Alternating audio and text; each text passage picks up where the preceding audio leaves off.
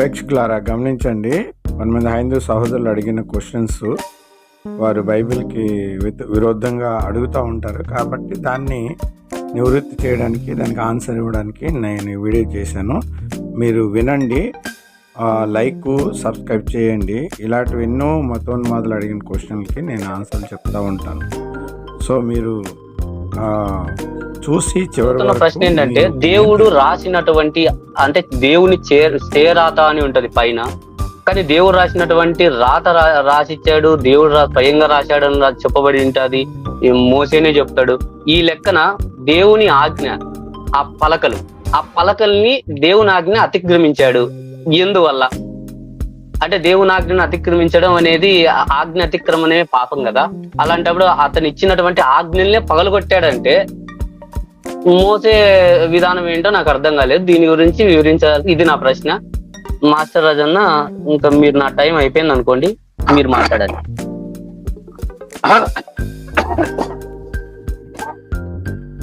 ఇంకా 30 సెకండ్లు. ఓకే, నిర్గమ కాండం. మరి సహోదరుడు అడుగుతున్న మాట ఏంటంటే, రాతి పలకలు ఎందుకు పగలగొట్టారు, అదే కదండి? కాదు. మాస్టర్ రాజు గారు ఆయన అడిగిన ప్రశ్న ఏంటంటే, మాస్టర్ రాజు గారు ఒకసారి ఆయన రాతి పలకలు పగలగొట్టాడు, దేవుడు ఆజ్ఞాపించిన ఆజ్ఞాపన ధిక్కరించాడు, అంతేకాదు కోపంతో ఊగిపోయాడు. ఆయన అక్కడ తయారు చేసిన దూడ బొమ్మని కాల్ చేయడం గానీ, దాన్ని పొడిగా చేసిన నీళ్ళ మీద చల్లడం గానీ, ఇలాంటి కార్యక్రమాలన్నీ చేశాడు. అతనికి కోపం అన్నది ఒక స్థాయి, తారాస్థాయిలోకి చేరుకున్నది. సాత్వికుడు అన్నవాడు కోపాన్ని జయించిన వాడు కదా, ఆయనకి సాత్విక లక్షణం ఎక్కడున్నది అని ఆయన ప్రశ్న. మీరు సమాధానం చెప్పొచ్చు. మీ టైం స్టార్ట్ అయింది. 9:11. ఓకే, సరే. యాక్చువల్లీ ఇక్కడ ఏం జరిగిందంటే, మరి కోపము వేరే, రోషం వేరే.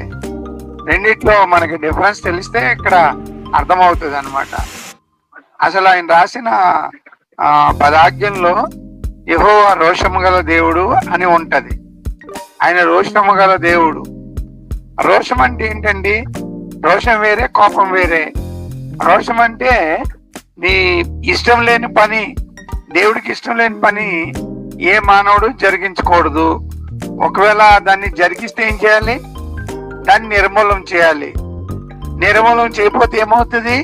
ఆ పని కొనసాగుతుంది. అదే అక్కడ జరిగింది. అందువల్ల ఆయనకి కోపం, రోషంతో పుట్టిన కోపం.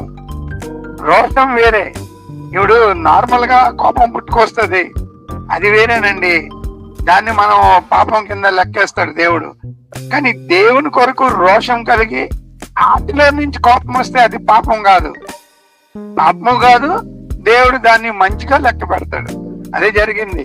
కిందకి వెళ్ళినప్పుడు 32వ అధ్యాయం 7వ వచనంలో, కాగా యెహోవా మోషేతో ఇట్లా, నేను నువ్వు దిగి వెళ్ళము, ఐగుప్తును నువ్వు రప్పించి నీ ప్రజలు చెడిపోయిరి. ఏంటి చెడిపోయారు? 7వ వచనం, చెడిపోయారు. అలా మొత్తం చెడిపోయారు అనమాట.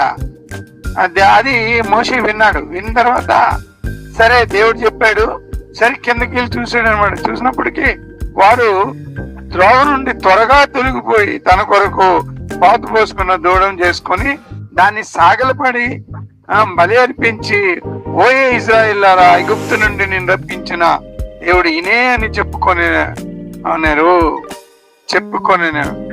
వాళ్ళు చెప్పుకున్నారు అనమాట, ఒక దూడ తయారు చేసి. మరి ఈయన అక్కడ దేవుడిని చూసి వచ్చిన వ్యక్తి అతను. దేవుడు చూసి వచ్చి పరిశుద్ధ ఆయన లేఖనాలు తీసుకొచ్చిన వ్యక్తి ఇతను. మరి ఆయనకి ఎలా ఉండదు చెప్పండి? ఇప్పుడు మరి వాళ్ళని చూసి కోపం రాదా? అంటే ఏలాగ వచ్చింది కోపం?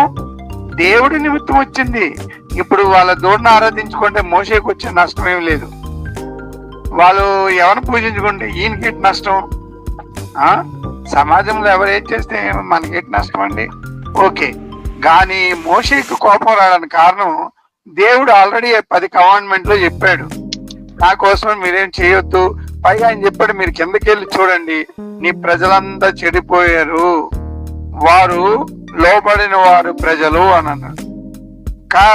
కాబట్టి ఆయన కోపం, నా కోపం వారి మీద మండును అని దేవుడే చెప్పాడు 10వ వచనంలో.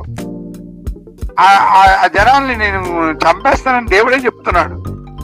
కాబట్టి ఇక మరి వీడికి మరి ప్రజల్ని దేవుని వాక్యం కూడా పుచ్చుకోవడానికి వాళ్ళకి అరగట్లేదు. వాళ్ళు ఆల్రెడీ యాక్చువల్లీ దేవుడి వాక్యం పుచ్చుకోవాలంటే వాళ్ళు మంచి మనసు కలిగి దేవుణ్ణి దేవుడుగాను గ్రహించి అందుకోవాలి వాక్యం. కానీ అలా లేదు, వాళ్ళు ఆల్రెడీ చెడిపోయారు. కాబట్టి ఇంకొకటే ఉపాయం ఉంది. చాయిస్ ఇచ్చాడు, యెహోవా నమ్మిన వారు నా పక్క రండి, యెహోవాను వద్దనుకున్న వారు అటుపక్క వెళ్ళిపోయాడు అన్నారు. అటుపక్క వెళ్ళిపోయారు, సగం సగం అయిపోయారు. కొంతమంది అటు వెళ్ళిపోయారు, కొంతమంది ఇటు వచ్చేసారు. ఇటు వచ్చిన వాళ్ళందరూ మోషే సైడ్కి వచ్చిన వాళ్ళందరూ బ్రతికారు, అటు సైడ్ వచ్చిన వాళ్ళందరూ చనిపోయారు. ఈ రోజు ఎవరైనా తప్పు చేస్తే మరి వాళ్ళకి శిక్ష మరి వస్తుంది కదా, ఆ విధంగా వాళ్ళు నశించిపోయారండి. ఇది తీసుకెళ్లి మనం మోసే మీద చేసి ఆయన తప్పు చేశాడు, ఆయన కోపిష్టుడు అని చెప్పడానికి వీల్లేదు. అక్కడ మన situation, gravity of the situation చూడాలి. దైవికమైన లక్షణాలు మనం కౌంట్లు తీసుకొని మాట్లాడాలి అక్కడ. అది సార్ నా ఆన్సర్. ఓకే, మీ టైం పూర్తయింది. ఓకే, రైట్, మీ టైం పూర్తయింది సార్. అయితే రామదూత ఛానల్